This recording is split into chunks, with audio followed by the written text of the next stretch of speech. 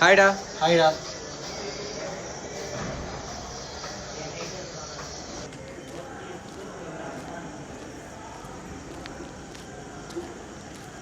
மச்சி ஆளை பார்த்தியாடா? பார்த்தேன்டா. எங்கடா? கேண்டீனில். கேண்டீன்லையா? கேண்டீனில் அவன் ஆள் கூட. என்னடா வரலையா? இதோ வரேன்.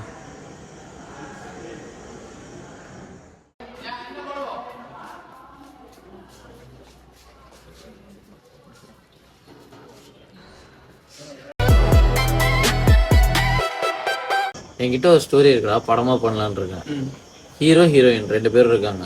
ஹீரோயினுக்கு ஒரு ஆக்சிடென்ட்ல மெமரிலெஸ் ஆயிடுது. ஹீரோயின் வந்து ஹீரோ கல்யாணம் பண்ணது அதெல்லாம் மறந்துடுறாங்க. அவர் கடைசியில ஹீரோவும் ஹீரோயினும் பல ஸ்ட்ரகிள்ஸை தாண்டி எப்படி செய்யறாங்கன்றதுதான் கதை. ஆனால் இது ஆல்ரெடி படமாவே பண்ணியாச்சு. அவன் எப்பயோ பண்ணிட்டாங்க. சரி பார்த்துட்டேன்.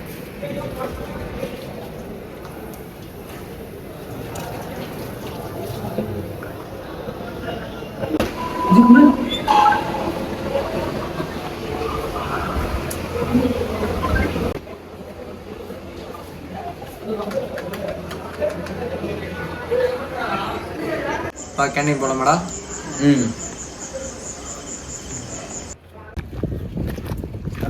ஆல்ரெடி 2 ஏரியா வச்சிருக்கேன். அது கிளியர் பண்ணுறதுக்கு இந்த ஏரியாவும் எடுக்கல. அதுக்குள்ளே ஏதோ டேரக்டராக போகிறேன், கதை எடுக்கிறேன், அது இதுன்னு சொல்லிட்டு இருக்கீங்க. என்ன வரும் கதைன்னு ஒன்று தான் நான் போகுது. என்கிட்ட இன்னும் ஸ்டோரி இருக்கு. கேண்டீனில் வந்து சொல்கிறேன்.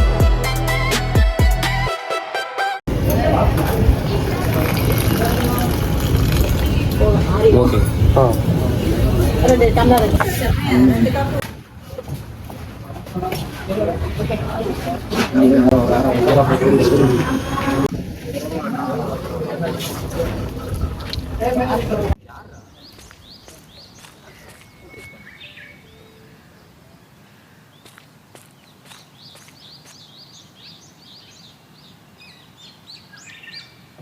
சரி வச்சிடறேன். நேற்று என்கிட்ட ஒரு கதை சொன்னாங்களா, நினச்சி நைட்டு தூங்கவே இல்லை. நைட்டு சரியா இன்னொரு கதை என்கிட்ட இருக்குது. என்னன்னா, இப்போ வந்து ஒரு ஜூனியர் பையன் ஒரு டுட்டோரியல் சென்டரில் போய் சேர்றான். அங்கே வந்து ஒரு சீனியர் பொண்ணை பார்க்குறான். அவனுக்கு பிடிச்சிருச்சு, பார்க்குறான் பிடிச்சிருச்சு. அதனால் என்ன பண்ணுறான், லவ் பண்ண ஆரம்பிச்சிட்டான் அன்னையிலேருந்து.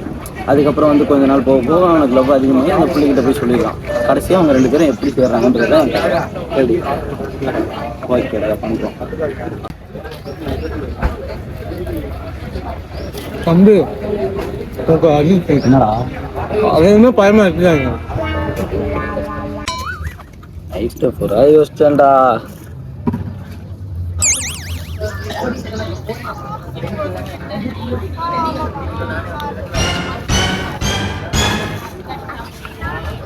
Two days later.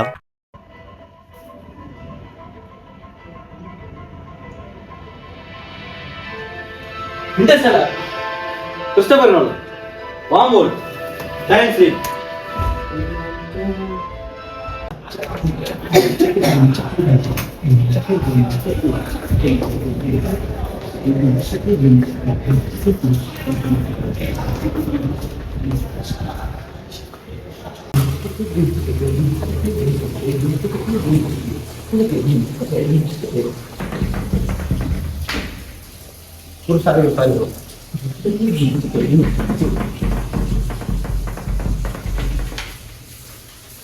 வேற படம் ரெடி பண்ணிட்டேன்.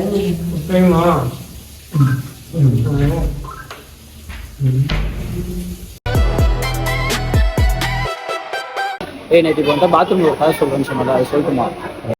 சொல்ல வேணாம். இல்லை நான் சொல்லுவேன். இது ஒரு சயின்ஸ் ஃபிக்ஷன் கதை. எப்படின்னா, ஒரு ஹீரோ வந்து டைம் ஸ்லிப்பில் மாட்டிக்கிறாரு. எப்படின்னா, அவர் வந்து தூங்குறப்ப இன்னைக்கு தூங்குறப்ப வேற வேலையில் இருக்காரு, நாளைக்கு தூங்குறப்ப வேற வேலையில் இருக்காரு. அதாவது தூக்கத்தில் வந்து பேரல் வேலைக்கு மாறி மாறி போயிடுறாரு. எப்படின்னா, அவர் வந்து ஏதோ ஒரு டைமில் வந்து அவருக்கும் டைமுக்கு ஏதோ ஒரு ப்ராப்ளம். அதனால ஒரு நாள் தூங்குறப்ப ஒரு இடத்துல போய் எழுந்திருக்கிறாரு. கொஞ்ச நாள் அவருக்கு தெரியல, நார்மலாக தினைக்கும் போகிற மாதிரி தான் இருக்குது. அப்புறம் ஒரு நாள் திடீர்னு பார்க்குறாரு, கிளாக் ஒரு மாதிரி சைன்லாம் மாறி இருக்கு, நம்பர்லாம் திரும்பி இருக்கு. அவரை பார்த்தா அவருக்கு நடக்கிற டே டு டே லைஃப்ல ஏதோ வித்தியாசம் தெரியுது. அப்புறம் கண்டுபிடிக்கிறாரு, சயின்ஸை பற்றி நிறைய படிக்கிறாரு. அப்போ தான் தெரிஞ்சுக்கிறாரு வார்ம்ஹோல்னு ஒரு கதை இருக்குன்னு. அப்புறம் வார்ம்ஹோல்லாம் தெரிஞ்சுக்கிறாரு. ரைட்டு அப்படி ஒன்று இருக்கு அப்படின்னு தெரிஞ்சுக்கிட்டு நான் அதில் தான் மாட்டியிருக்கேன் கண்டுபிடிக்கிறாரு. கடைசியாக எப்படி கண்டுபிடிச்சி வெளியே போறாருன்றதுதான் எனக்கு கதை. உனக்கு மட்டும் எப்படி இப்படிலாம் கதை தோணுது?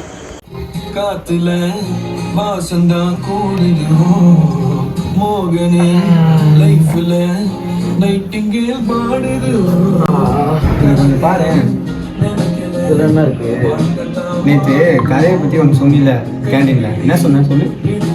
இதெல்லாம் யாரையும் எடுக்க முடியாது. நீ சொன்ன அதே கதை. இது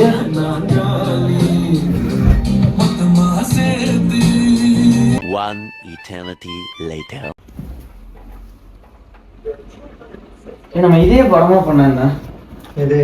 அதான் இப்ப நான் ஒரு ஸ்டோரி சொல்றேன்ல, ஒவ்வொன்றும் நம்மளுக்கு ஆல்ரெடி படமா வருதுல்ல, இதே படமா எடுத்தேன். இல்லை எனக்கு புரியல. அதான் இதுக்கு பேர் தான் independent invention theory. Independent invention theory அப்படின்னா இப்போ உனக்கும் ஒரு விஷயம் தோணும், எனக்கும் ஒரு விஷயம் தோணும், அது சேமாக இருக்கும். அதே மாதிரி வேற 2 பேர் இதே மாதிரி இங்கே இப்போ நம்ம பேசுகிற மாதிரி அவங்களும் உட்காந்து பேசலாம். இதே ஒரே கதையை இப்போ 4 பேரும் பேசுகிறோம். ஆனால் யார் ஃபர்ஸ்ட் போய் இதை எக்ஸிக்யூட் பண்ணுறாங்கன்றது தான் முக்கியம். எக்ஸாம்பிளுக்கு ஃபோனை கண்டுபிடிச்சது யார்? Alexander Graham Bell. அதே டைமில் தான் எலிசா கிரேன்றவரும் கண்டுபிடிச்சாரு. ஆனால் ஃபர்ஸ்ட் போய் அலெக்சாண்டர் கிரஹாம்பெல் சொன்னதுனால இன்னைக்கு வரைக்கும் நம்ம அலெக்சாண்டர் கிரஹாம்பெல்னு சொல்லிட்டு இருக்கோம். இதே எலிசா கிரே போய் சொல்லியிருந்தாங்கன்னா எலிசா கிரேன் இருக்கும். சம்டே இன்னொரு நாள் நீ எடுத்துக்கிட்டேன்னு வையேன், உன்னோட ட்ரீம்ஸ்லாம் கிரேவியார்டுக்கு தான் போகும். ஸோ நேரத்தை பொறுத்து உன்னோட லைஃப்பும் உன்னோட கோலும் மாறும். அதை நீ டைமை பிடிச்சி யூஸ் பண்ணனா நீ தான் டாப்பில் இருப்ப. நம்மளை சுற்றி இருக்க நிறைய பேருக்கு ஒரு கோல்ஸ் இருக்கும்.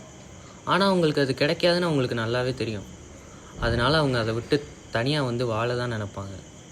ஆனால் அந்த பாரம் மனசுக்குள்ளே இருந்துகிட்டே தானே இருக்கும். ஜெயிக்க நினச்ச ஃபீல்டில் மித்தவங்க ஜெயிக்கிறத பார்த்து கொஞ்சம் மனசு அவங்களுக்கும் உறுத்தும். அது ஜெலஸ் இல்லைங்க, ஏக்கம். மேபி அவங்களுக்கு வயசாகி ஐடியா வந்திருக்கலாம், இல்லை வீட்டில் ஏதாச்சும் ரீசன்ஸ் இருக்கலாம். ஆனால் நம்மளை மாதிரி யங்ஸுக்கு இப்போலாம் ஐடியா வரதெல்லாம் வரண்டா. நீ உன் ஃபீல்டில் ஃபேமஸாக இருக்கவங்கள பார்த்து கைத்தட்ட போறியா, இல்லை நீ அந்த ஃபீல்டில் ஃபேமஸ் ஆகி கைத்தட்டு வாங்க போறியா? எல்லாம் உன் கையில் தான்டா. உனக்கு ஒரு ஐடியா வந்திருக்குன்னா அதை அப்போவே எக்ஸிக்யூட் பண்ணு, இல்லை ட்ரை பண்ணு. நேரமோ காலமோ யூனிவர்ஸோ அது ஏதோ ஒன்று பண்ணி உனக்காக அதை வெற்றியை தேடி கொடுக்கும். எங்களுக்கு புரிஞ்சதை நாங்கள் சொன்னோம்.